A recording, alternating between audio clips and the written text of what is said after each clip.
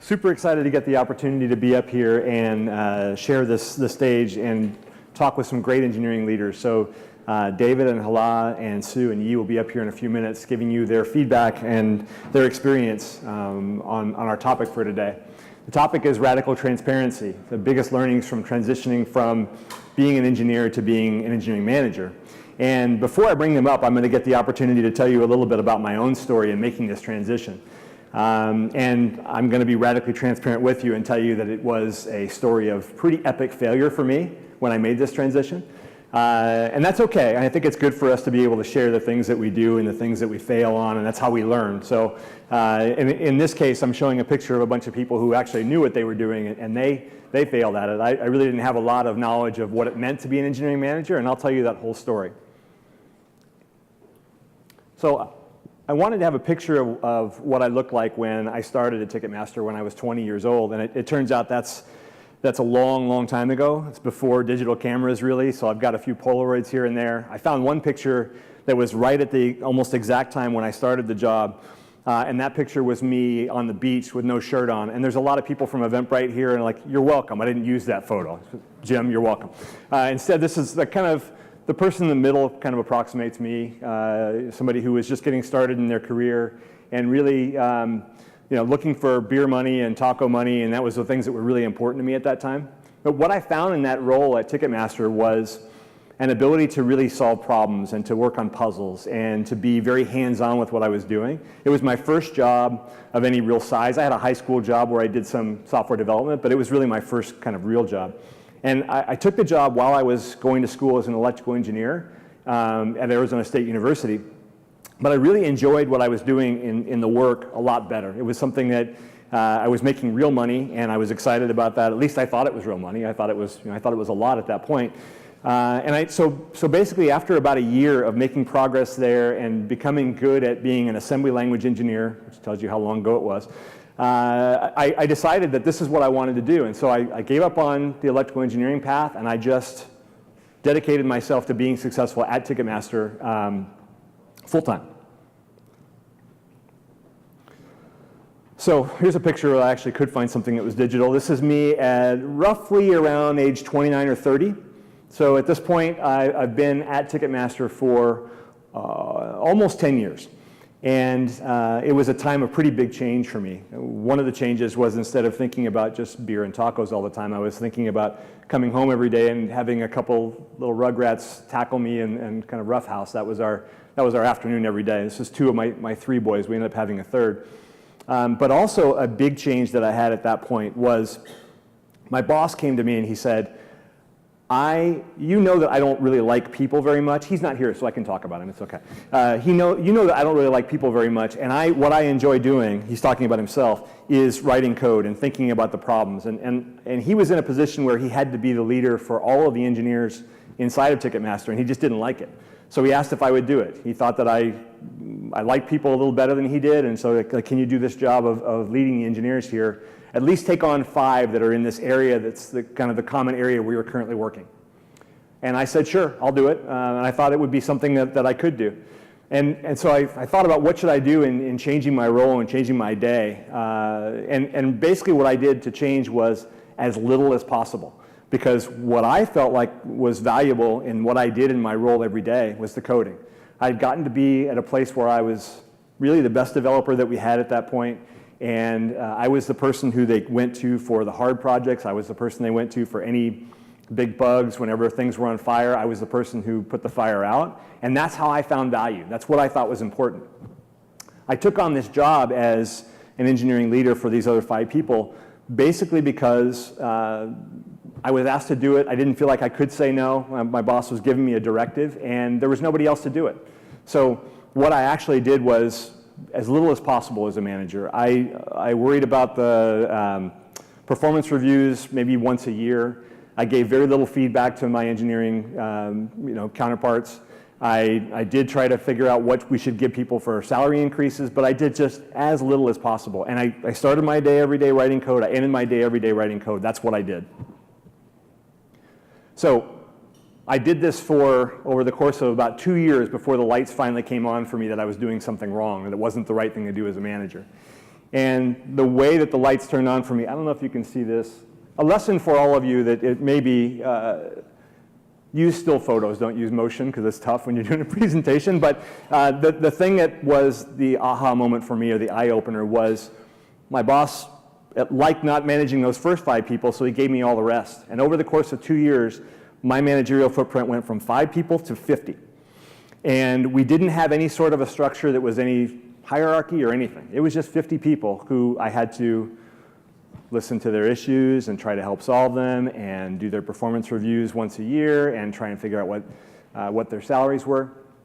And the thing that did to me was it made me an ineffective software developer. This thing that I had valued myself on, this thing that I felt like I was great at, eventually, as the numbers of people kept on going up and up and up, what I found was I got worse and worse at it. And pretty soon, I wasn't the best engineer anymore. I wasn't even close to the best engineer anymore.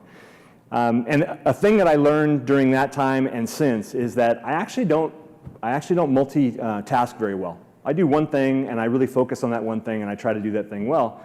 It wasn't until I figured out that I was becoming a poor engineer, I knew my boss wouldn't take the job back, I knew I hadn't trained anybody else to do it, that I was going to have to just really own doing that and let go of being the person who was coding all the time.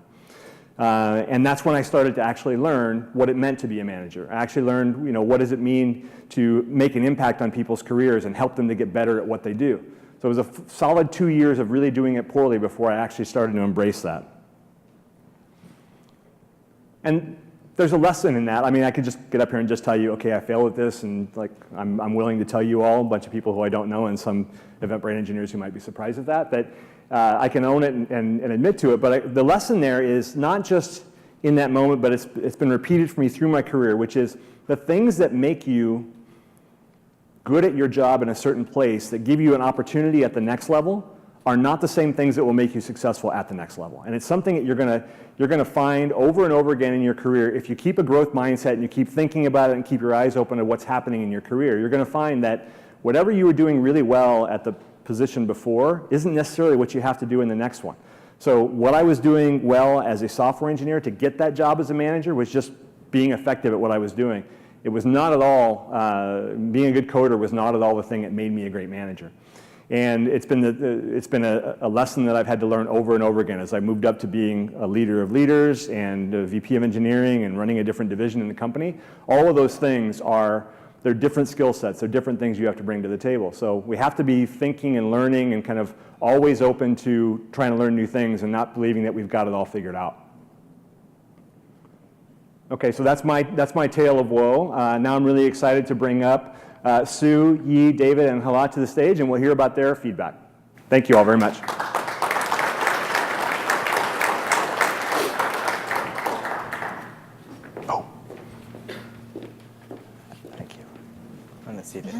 So Hala is we're going to be here in a few minutes. Okay. Okay, great. We're going to start with 3, and Hala's going to be here in just a minute. So we've got some questions that we talked about a bit before, and we went over in email. I'll try to direct these questions to a couple of you, but if you have things to say or really strong thoughts about a certain area, don't be shy. Go ahead and just throw them out there. Okay, so we'll not start off with that one because that's from Hala. For both Sue and Yi, did you have an advocate or a mentor that helped you as you came into your new role as a manager? If so, how did they help guide you through that period of change? And if not, how did you figure it out? Yeah, for me, when I had transitioned from being an IC to being a manager, so I actually moved from a company where I was working as an IC to a company as a manager. So they actually hired me as a manager. So I actually didn't know how to have one-on-ones, or I didn't know how to give feedbacks, but I had a great VP of engineering and a great director who sort of guided me through that process. They sort of knew that I had the leadership abilities, but that I was struggling to actually be more focused towards that role because I had largely done IC work. So I was very fortunate. So one of the biggest lessons that I learned from them was, people do leave companies, but your focus should be around enabling them to be better and grow up in their career, a couple steps at least, by the time they leave the company. Then you've succeeded as a manager. So that resonated so well with me, and I've taken that lesson throughout my career. And I focus a lot on career growth and enabling people and empowering people. Before you answer, Sue, I forgot to ask you all to introduce yourself. Can you introduce yourself briefly? Sure. I'm Sue Nallapeta. I currently head the engineering team at Zoosk. I've been a manager of manager for almost about 8 years. Great. And could you introduce yourself? So before you answer I as well? figured that out. I should you. have started. My name is Isabel YI. I'm engineering director at Facebook. I have been with Facebook for about 7 years. I've been managing for about 4 years as a full-time manager. Okay, so back to your question.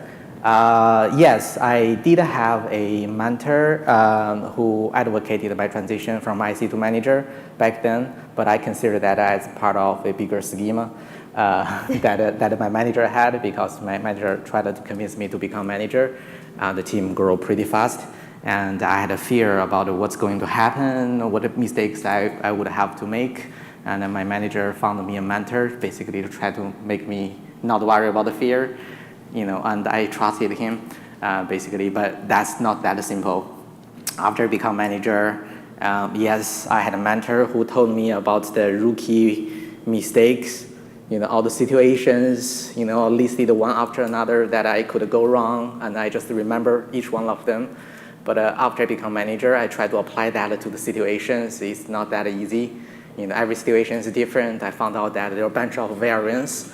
So I had to kind of enumerate those variants, and my playbook became super long, and all of a sudden cannot handle at all. And I realized that I had to trim down, and instead of remembering those exponential solution space, I had to create mental models and principles to help me to solve different specific situations. But there was no one really telling me that. But I did find other managers who had a similar experiences. I had to go reach out to them, but that's not a systematic way to help me going through this process. Tons of mistakes, not as lucky as you guys who had Plato, who can do this systematically. Sure. But back then there was no such thing. Great. David, first question for you, and if you could start with an introduction. Tell me about an aha moment or an experience that made it clear that you were ready to be a manager. Sure. So hi, I'm David Murray. I'm a CTO of Doctor.com.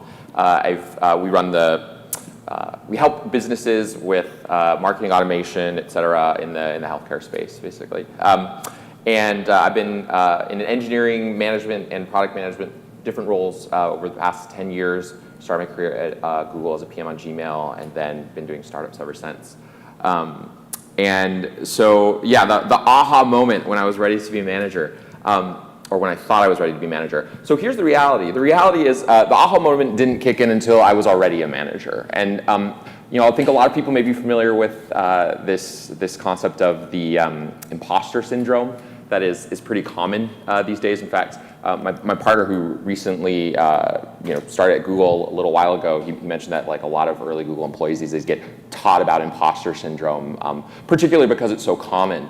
And when I started as an engineering manager, what I did was I did act as if. I saw the other engineering managers that I knew who seemed to be effective, and I just tried to kind of emulate what they were doing, but I was kind of stumbling around and didn't really know if what I was doing was effective or not, et cetera. The aha moment for me was after I got feedback from one of my first direct reports who said to me, "Thank you, this is really helpful advice, and I feel better about what I'm doing." That was the aha moment to me because it made me realize I can actually add value to an engineer in their role and help them to be successful in what they're trying to do.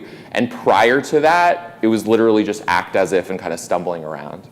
Awesome. And now we have Hala. I'm so sorry I'm late. Hey, come on in, Hala. I thought I was on the later panel. Hi. Thanks for joining us. Appreciate it. I'm going to fire a question right at you so you don't have even time to think about what's going on. So first off, I'd love you to do an introduction for the group of who you are and what you do. My name is Hala, Al-Adwan. I am the I'm the VP of Technology at Signal Sciences. It's a web application security startup, and I run product, engineering, operations, and customer support. Great. First question for you. What stands out as your biggest challenge in transitioning from an IC to a manager? I think my biggest challenge was letting go of my Legos. That's what our CEO calls it. I was an engineer, and I was a very dedicated engineer. And when I became a manager, I had to give up the components that I owned that I was very proud of. And it took me a really, really long time to trust the people that I was handing it off to, and I micromanaged the hell out of them at the beginning. And they actually had to push back on me and just say, listen, like, this is we own this now. We need you to guide us, but you need to let us actually take responsibility for it. So that was, I think, the hardest thing for me to do. Great. So for both Sue and Yi again, I'd love to have you tell the group and myself about your biggest failure as a manager. You want to go first? Oh, this time I go first. Okay. A great question. Well, my biggest failure as a manager probably around how to and where to apply my biggest strengths that I think I have. I consider myself a pretty inspiring, motivational. I'm pretty good at convincing people to do things that they're not willing to do in the first place. Most of the time successful, but when it is not, I feel badly. One is a place to recruiting. This is the biggest example. So I try to convince people to take challenges that they are not really ready to take. Ended up pretty bad results. I think just wasted their talents and their opportunities. They were pretty willing to take the risks, but because of my persuasion, but it didn't end up pretty well. But I think the biggest lesson is that being a manager, being motivational is not enough. You have to balance between being motivational and being realistic, and being able to accept what is seems to be pretty important for being a manager as well. Yeah, for me, I've had a lot of failures, but a couple of failures resonate really well. One of them was I was managing a team, and this was still new to me, and it was a big enough team, and we had to deliver something by a certain date.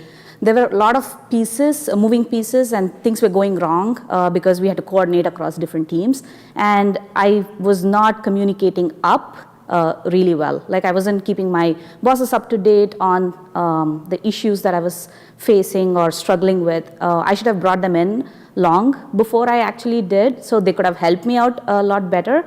And this ended up causing the team to take a blame for a missed delivery, which I felt really bad about. So one of my biggest learnings from that is you need to, as a manager, you don't have boundaries of your responsibility, so you need to be able to manage up and down really well.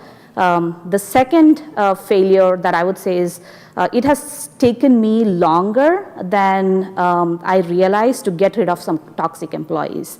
So I think a lot of people face that issue where this person is not working out, you have gotten feedback, and you sort of want to take the time to figure out if you can really turn this person around, and you take longer than you actually should. And that causes a lot of issues with the team itself. Great. Yeah, I said during my part of the talk that the difficult thing for me was not being good at multitasking. I had to really embrace being a manager and stop coding before I could actually be any good at doing that role. And I still code once in a while, but I do it kind of like the way I play video games. I'll do it at night, Friday nights from 12 to 2 in the morning, and kind of try not to do it too much, but I don't actually do it for part of work.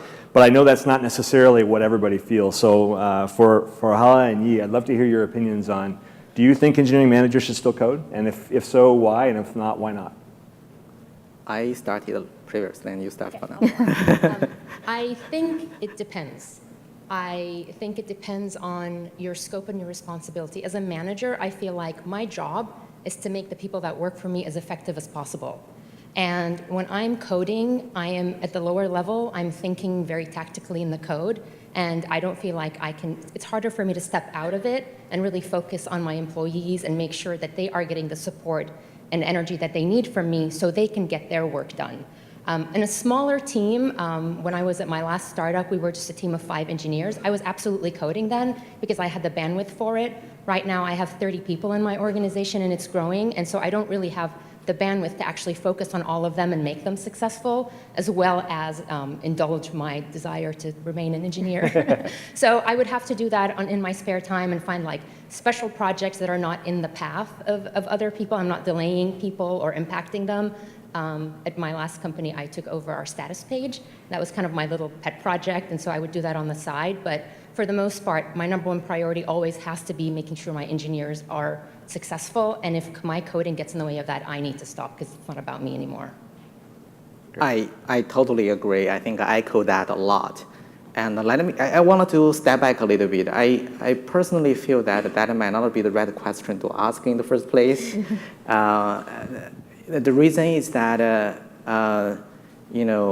being a manager is different from being IC. By definition, IC, individual contributors, you really think about your own work. But being a manager, you're no longer IC. By definition, you think about your team. So, the implication is that as a manager, you need to be willing to put your own goals behind your team's goals. So any question starts with you seems to be not the right question to ask. The right question is whether you think your team needs you to code. There are certainly situations where coding is the right thing to do. There are 30 situations where coding is not. I think Hala gave examples where coding is not, but there are plenty of examples where you should code because the team needs you to do that. I think thinking about in terms of your team seems to be more important here. To add, yeah, Go go ahead. ahead. Yeah. That's great. This is a hot topic. So I get a lot of questions about when you're a new manager, should I actually spend a certain percentage of my time in coding versus managing? I look at it as don't spend a percentage, but look at what type of hands-on work you get involved in. I think as a manager, you can make bigger impact. So you should actually be thinking about probably involving in design and strategy. And then also, if you do want to code, pick up grunt work, pick up tech debt that probably no one is interested in touching, or clean up some code base. Don't try to give exciting work to your team. Yeah, I think as a manager, you tend to hold a heavier hammer than you think. When you're coding, you're telling your engineers, this is how I want something done. And sometimes they may disagree with your implementation, they may disagree with your solution, but they're not going to feel comfortable coming to you and saying, hey, you kind of screwed that one up. So I think what I learned when I was still coding when I first became a manager, I constrained my team and their ability to be creative in their own code and solutions because I was pushing it and they felt bad pushing back on me. They didn't feel comfortable for whatever reasons. As managers, people kind of tend to follow us as much as more than they disagree with us. So that's also something I think is important to keep in mind. Mm-hmm. So something to add is the most effective managers that I've seen see their role as more of a service-oriented role, right? Similar to what you were saying, right? It's not about telling your team what to do, right? It's about being of service to your team so that they can be effective at what they're doing, right? And for sure, I imagine that all of us have encountered situations where we're on a project, there's a tight deadline, right? Maybe an external marketing deadline, maybe there's something that can't change. And if the best thing at your disposal to do is to code yourself, and that's what makes your team successful, then by all means you ought to do that, knowing the trade-offs, knowing the sacrifices that you're making, and that sometimes when that happens, if you do it consciously and you do it kind of with the support and endorsement of the team, and you have agreements ahead of time of, I'm going to get in here and I need you to give me constructive feedback. Even though I'm your manager, I'm asking you to tell me if my code looks bad. Tell me if my stuff looks wrong, et cetera. And it's true, some people are not going to be at all comfortable with that because they support the hierarchy, right? However, if you have trust, Hala and I had a whole conversation yesterday about emotional vulnerability and its appropriateness as a manager. And I have I don't know, maybe we share similar philosophies in some respects, maybe different ones in this regard. But one of the things that I talk about regarding trust, when you want to be able to get your team members to open up to you and actually share openly and authentically what they actually think and be able to give feedback upward, which is challenging. One way to do that, to earn that trust, is to, and I'm going to get a little brain sciencey, to generate oxytocin in their brain. Oxytocin is the trust chemical. It's the chemical that mothers and babies have between one another. It's the chemical you get from touch that a lot of sales people use as a tactic. folks may not realize this, but there's some research about how to generate oxytocin in other people verbally, and it is by being vulnerable. The example that I give, which I gave last night, I'm just going to give it again because I remember it, right? Which is when I was younger, I had a stepmom. She was a full-blooded German. She was from France. And she used to lock me in my room when I was like 7 years old and force me to read these like 500-page Isaac Asimov books. And I would not read them because I was like, resentful, et cetera. And then she came in, she'd ask me to summarize, and I read the back, and so I'd give her this creative story, and then she'd be like, great. So in me sharing that story, ask yourself right now, do you feel a little bit more affinity and trust and openness for me in me sharing that story? See some nods. So the idea there is that when you're emotionally vulnerable with people on your team, it gives them permission to do so themselves, and when you're human, it allows your team members to be human. And in doing that, you can create a relationship in which they're willing to be open with you. I found that to be very effective, to get back to the original question about coding. I found that to be very effective in terms of creating an open feedback dialogue to receive constructive feedback as a manager. When your team is open, they will tell you honest feedback. It's great to hear because I just did hopefully a good job of being very open and honest with my screw-ups at the start of my career for all those Eventbrite managers who are out there in the crowd.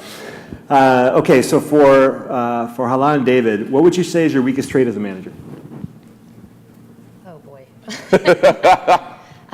Well, it's something that comes to mind because it's actually something that just happened yesterday. What I tend to do is for my most successful employees, I tend to overload them because they're good and I know how good they are, and I just keep giving them more and more and more work, and I am trying to learn to stop and actually ask them if they want to do more work or if they want to take on more responsibilities, and engage them in the conversation rather than just see an opportunity and a person who's excellent and just kind of give them more and more opportunities to be excellent. I think that's one aspect that I'm trying to learn through right now. I think another challenge that I have is my management philosophy tends to be that every person that works for me is excellent at least one thing. And it is my job as a manager to help them find that one thing they're excellent at and help them continue to be excellent at it and get better at it. Sometimes when I identify somebody as being excellent at a certain thing, they may not agree with me and they may not want to do that one thing. And it's always been a challenge for me to figure out how to optimize somebody in an area where this may not be their area of excellence.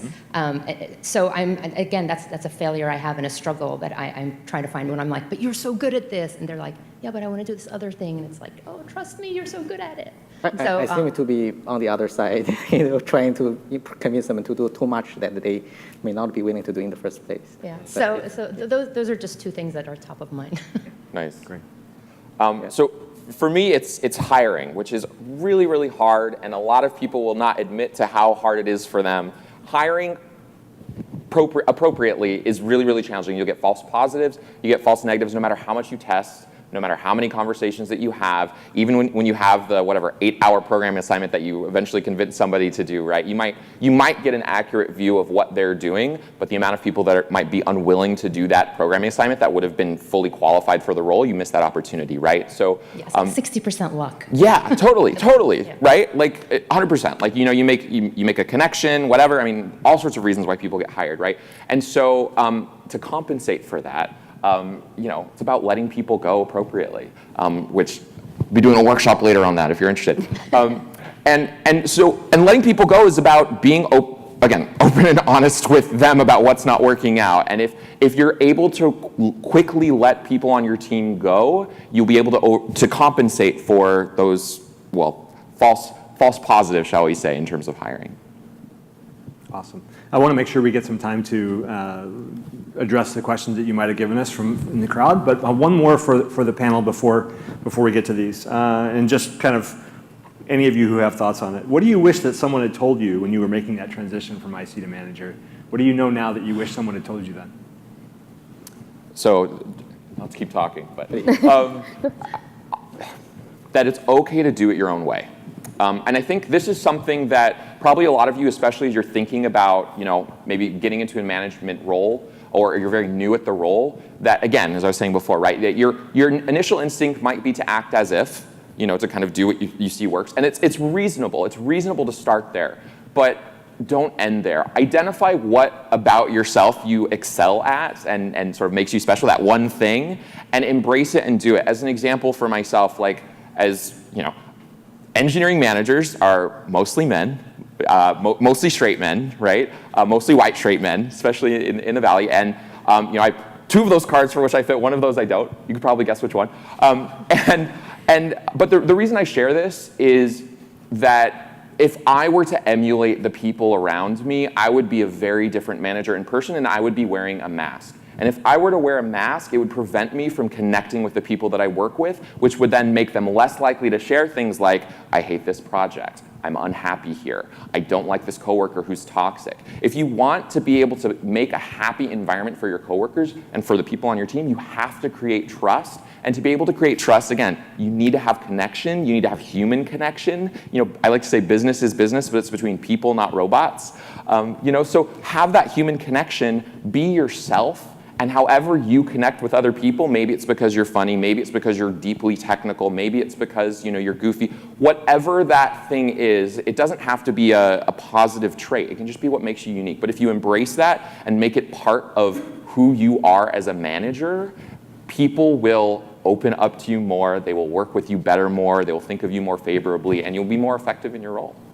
I think for me, it's something that both of you touched on a little bit, which is managing up. I think I wish somebody would have trained me and taught me how to communicate effectively around what my team is doing, to celebrate them, but also to communicate things that aren't working well. I think my initial reaction when I became a manager was to go into mama bear mode and just be super protective, which was very difficult. I was defensive in a lot of areas. I wish I had known better then. I wish somebody would have coached me through that. It took me a little while to learn, but how to communicate and be open and be transparent about what's going on, I think those are things that are really important. It builds trust. It builds better relationship with other people in the organization, and it just makes things so much easier in the long run. It took me, unfortunately, a bit too long to learn that, but I hope I'm there now.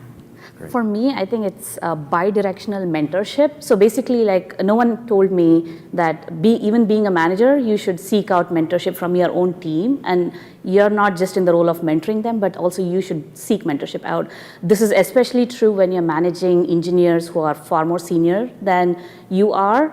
So you can actually, like, you know, establish a relationship where you're learning the depth, be it technology or be it design or anything from them, and you can actually teach them how to be a better team member, like manage their work, etc. I hate to be the killjoy here, but I have a pretty discouraging thing to say about what I know as a manager. For me, it's like being a manager, you will be handicapped. You will not be able to see clearly. You will not be able to hear clearly. You will never have control. You will have less control. So pretty much you will be handicapped, but you still need to do a better job than before.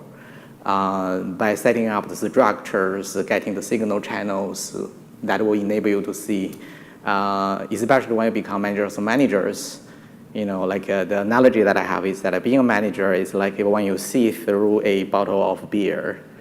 You know, you see something moving, but really you're not sure what's going on.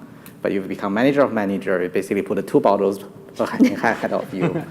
You know, that's just cannot see clearly, cannot hear clearly. But you have to make decisions under uncertainty that is ever increasing.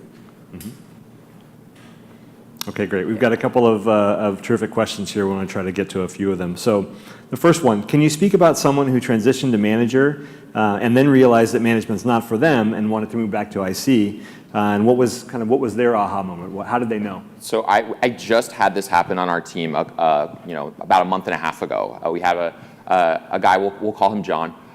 So John was a front-end engineer early on his, not that early, but maybe, you know, year 6 in his career. And we were a relatively small office, and we didn't have an engineering manager for the front-end team, and he expressed interest in that. And I had a little bit of concerns because, I'll just put it like this, he has some emotional challenges, you know, and as we all do, but some of his were a little bit more apparent than for other people. And it can be really challenging to become an effective manager when you have a lot of emotional baggage that can get in the way.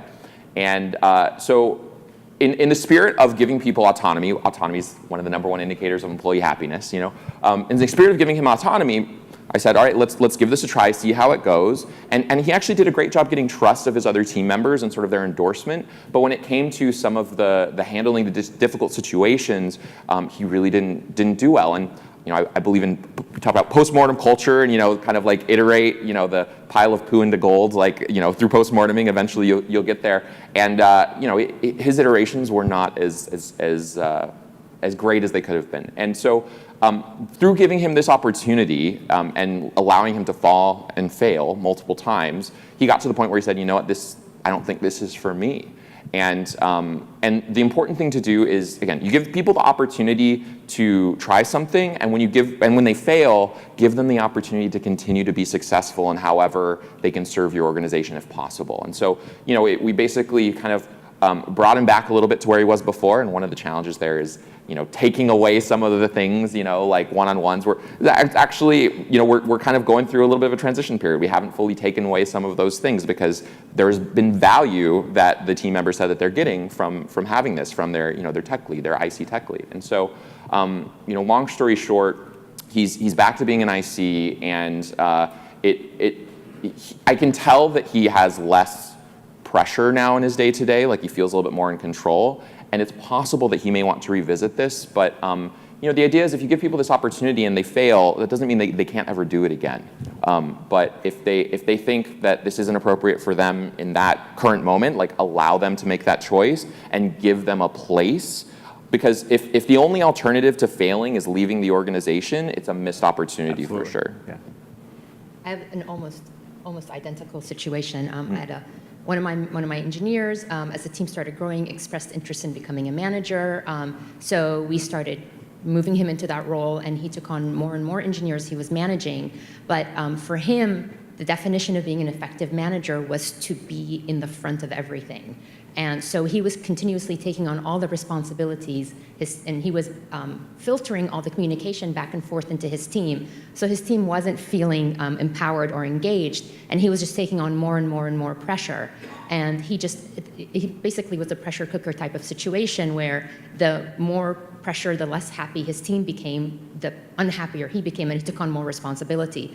So we just had to get to a place and be like, listen, is this working for you? Is this really what you want to do? Does this make you happy? And what I try to tell my team all the time is that very few things in life you can't change. Maybe birth, death, I don't know what else, but everything else changes. Like our life is cyclical. You can go up, you can go back, you can try different things, and it's okay if they don't work out.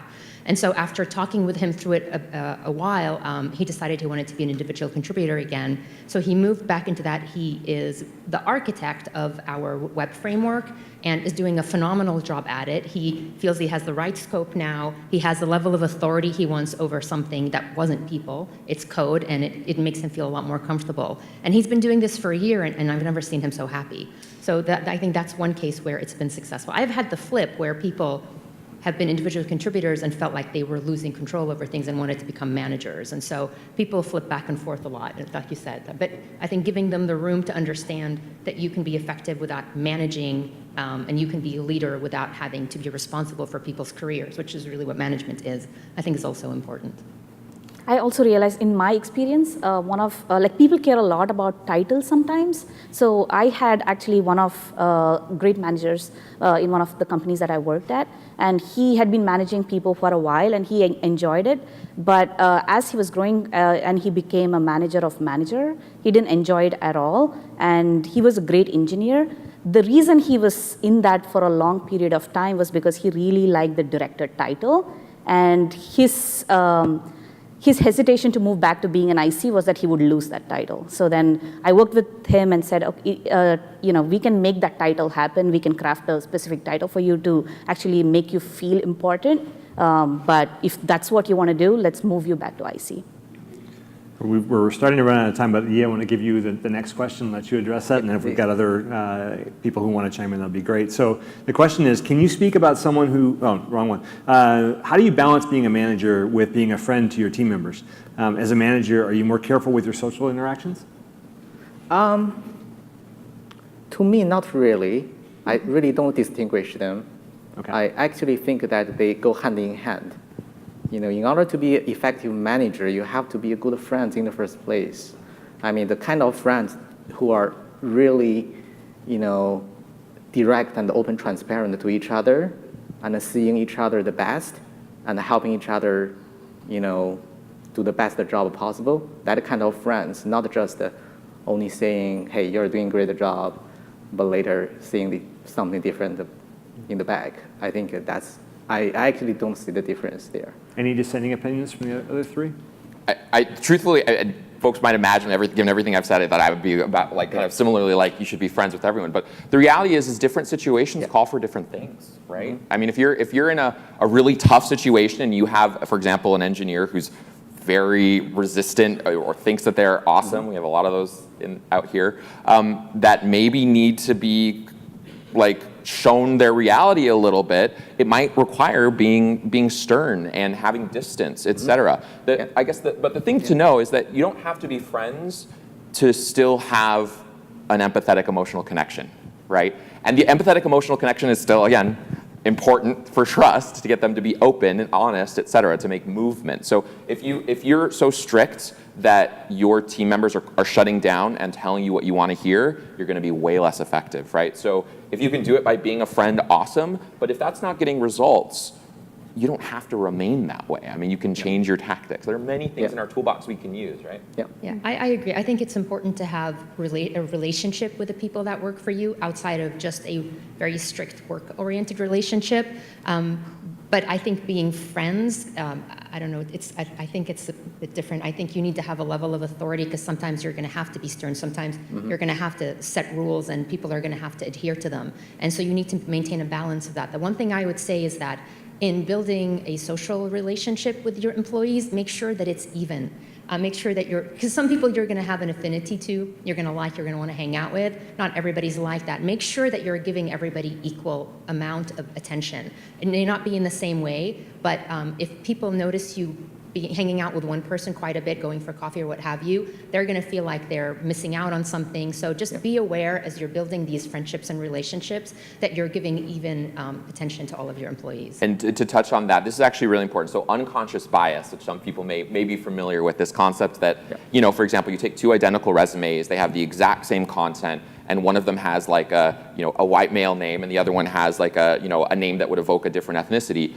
The latter gets significantly fewer phone calls, even though all of the content is identical. And the way to overcompensate that is, it's not enough to just not be racist. You have to be anti-racist, and the way to do that is by acknowledging your own biases and then again overcompensating for them. So similarly, if you find, for example, that you have an affinity for women on your team, or you find that the men on your team you feel more comfortable with, or a certain ethnicity, whatever it is, consciously acknowledge it to yourself and know that you're human and that it's okay. Agreed. And then once you've acknowledged that, then actively do something to counteract it, right? So, I mean, I acknowledge this for myself. I actually am more comfortable usually working with women. And so I actually consciously go, okay, I need to, for example, spend XYZ more time, energy, et cetera, with the men on my team so that I can, make sure that I'm covering all of my bases appropriately. I'm going to wrap us up. We've gone a little over time, but I think we could sit up here all day and talk about these things. Thank you so much to our panelists. Thank you. Very much. Thank you. Thank you.